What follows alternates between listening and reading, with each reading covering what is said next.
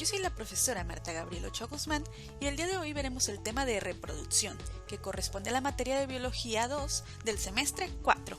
Iniciamos. Los aprendizajes esperados para el contenido que tenemos que ver es examinar los tipos de reproducción de los organismos, reflexionando de manera crítica sobre la diversidad de su entorno. El número 2 es analizar la reproducción sexual y asexual a través de algún organismo, favoreciendo el trabajo colaborativo, metódico y organizado de su entorno. Tenemos que comprender entonces qué es la reproducción y para qué sirve. ¿Para qué sirve a cualquier organismo reponer los individuos, continuar las especies y, como dijimos, la reproducción puede ser sexual o asexual? A grandes rasgos, ¿cómo podríamos definir la reproducción? Es una de las principales funciones de todo ser vivo, el cual tiene como finalidad el persistir, es decir, la supervivencia de las especies a través de la creación de un nuevo individuo a partir de otro, transfiriendo las características, esto por medio de la herencia. Como ya dijimos, estos tipos de reproducciones se comenzaron a estudiar en los 1500, 1600 después de Cristo, principalmente el sexual y posteriormente el asexual. ¿Qué diferencia hay entre uno y otro? En el caso de la reproducción asexual, los hijos van a ser genéticamente clones. Por otro lado, en la reproducción sexual van a ser genéticamente similares, como vemos en la imagen de allá, donde la mujer y el hombre, al conjuntar sus genes, su información genética, o sea, el ADN, van a transferirle a sus hijos diferentes, y esto va a dar diversidad y riqueza. Podemos ver que en algunos casos de algunos hijos, allá arriba, tienen más información del padre, más información de la madre, o igual, por medio de la conjuntación de las células sexuales. Son las investigadas por Oscar Herwig, el cual es el espermatozoide, y el óvulo, que son células haploides que contienen 23 cromosomas. Si recordamos el semestre pasado, el ser humano tiene 46 cromosomas. En el caso de la mujer sería 44XX y 44XY en el caso del hombre. Y esto va a formar un nuevo individuo. Aquí estamos observando los 23 pares. En este caso, la información genética que observamos aquí, ¿de quién es? ¿De un hombre o de una mujer? En base a los gametos sexuales, que son el par 23, podemos decir que es un hombre por su XY. Pero, ¿cuáles son las principales diferencias o cómo vamos a armar nuestro cuadro comparativo de la reproducción sexual y asexual? Hablemos de la reproducción sexual. En este caso intervienen ambos progenitores, con sus células especializadas que ya dijimos, son el óvulo y el espermatozoide, que de hecho es el segundo punto, es la participación de los gametos sexuales. Entonces si nos dicen óvulo y espermatozoide, gametos sexuales o células sexuales. Al conjuntarse los cromosomas de ambos, es decir, de papá y mamá, pues van a dar diversidad y los descendientes van a ser parecidos entre sí. Este es propio de los organismos pluricelulares. Por otro lado, en la reproducción asexual puede ser de células eucariotas o procariotas, pero hablando del ser humano, todas nuestras células eucariotas, es decir, la piel, el hígado, el páncreas, las neuronas, son células eucariotas que no están especializadas en la reproducción, sin embargo, se van a duplicar también. Y la célula que se va a duplicar es el progenitor, por eso un solo progenitor interviene. No existe diferenciación celular de gametos, no se ocupan las células sexuales, ya que si se va a reproducir una célula de mi piel, pues yo quiero que siga siendo una célula de la piel, que no se deforme, porque recordemos que las deformaciones donde no ocurre una diferenciación celular correcta, estamos hablando de cáncer. Y pues van a ser idénticos al progenitor. Como dijimos, queremos la misma célula en el mismo lugar. Entonces va a ser más propia de nuestras células eucariotas en el caso del ser humano, o en el caso de hablar de una reproducción generalizada, pues esta va a ser propia de organismos unicelulares o plantas, como en el caso de las bacterias, que yo analizaremos a profundidad. Entonces, a su vez, pues estas células, las células especializadas en la reproducción, como ya dijimos, van a tener 23 cromosomas y se les llama células haploides.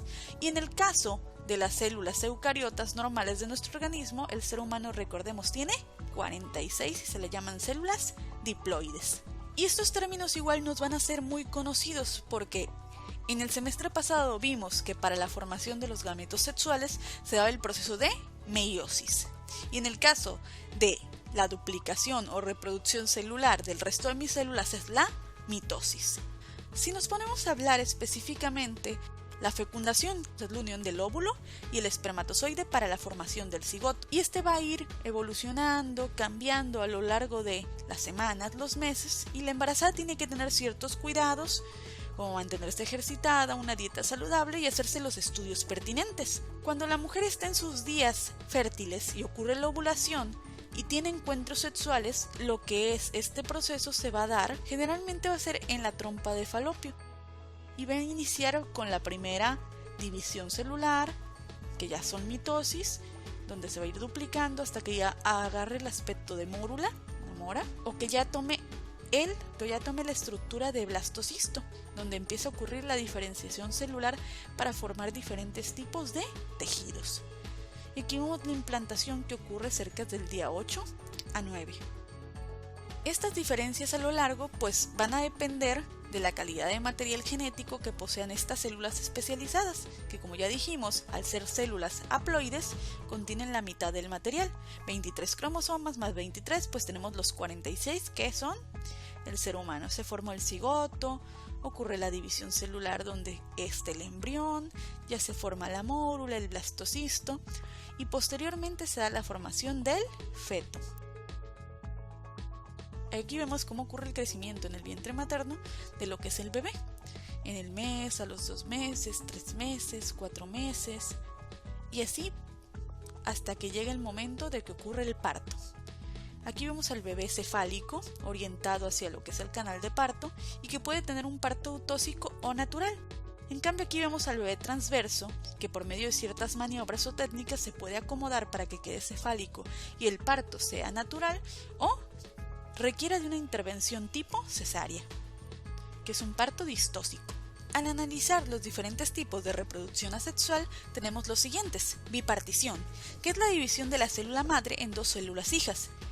Con ello, la estructura y las funciones van a ser idénticas. ¿Qué quiere decir? Que son idénticas entre sí, no hay ninguna diferencia.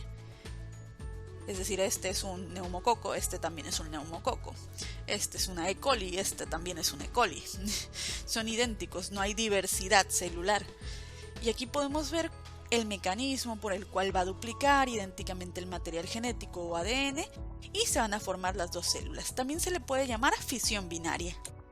Después tenemos la gemación, que es la formación de un nuevo individuo a través de prominencias o yemas, unidas a quién, al progenitor, los cuales pueden separarse una vez que madure, o bien permanecer unido como ciertas colonias. Aquí podemos ver algunos ejemplos, como la esponja de mar, el coral y lo que son las levaduras.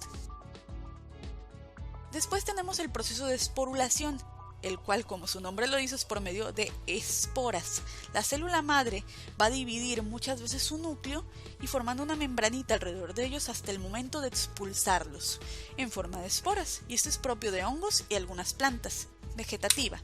Esta técnica de reproducción vegetal, como su nombre lo indica, es de una célula, tejido o órgano, pero de la planta madre. Puede ser natural o artificial, es decir, que el hombre la manipule por medio de injertos o no.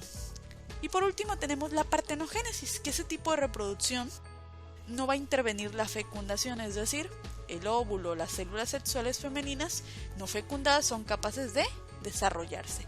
Y vemos el ejemplo ahí arriba de las abejitas, en el cual los óvulos no fecundados van a ser zánganos, mientras que lo que son las obreras y la reina sí están fecundadas, y nos dice los insectos, anfibios, crustáceos y reptiles la pueden desarrollar. Por otro lado, ya que los organismos se van a desarrollar, tenemos diferentes tipos de desarrollo embrionario. Los vivíparos van a crecer en una estructura especializada dentro de su madre, en el cual van a incrementar su tamaño, su forma, madurar. Y aquí vemos a la mayoría de los mamíferos, vemos un perrito, un conejo, un cerdito, una jirafa, mamíferos. Por otro lado tenemos a los ovíparos, que se caracterizan por depositar huevos, y dentro de ese huevo van a completar su desarrollo embrionario, con lo cual pues van a crecer, si este está fecundado adecuadamente, los insectos, reptiles, peces o anfibios. Por otro lado, los ovivíparos tienen ambas características, ya que los huevos se van a encontrar dentro de la estructura especializada de la madre y estos pueden romperse dentro y que salgan al exterior, porque aún así está cuidando a sus crías. Con esto hemos terminado. Cuídense mucho y permanezcan en su casa.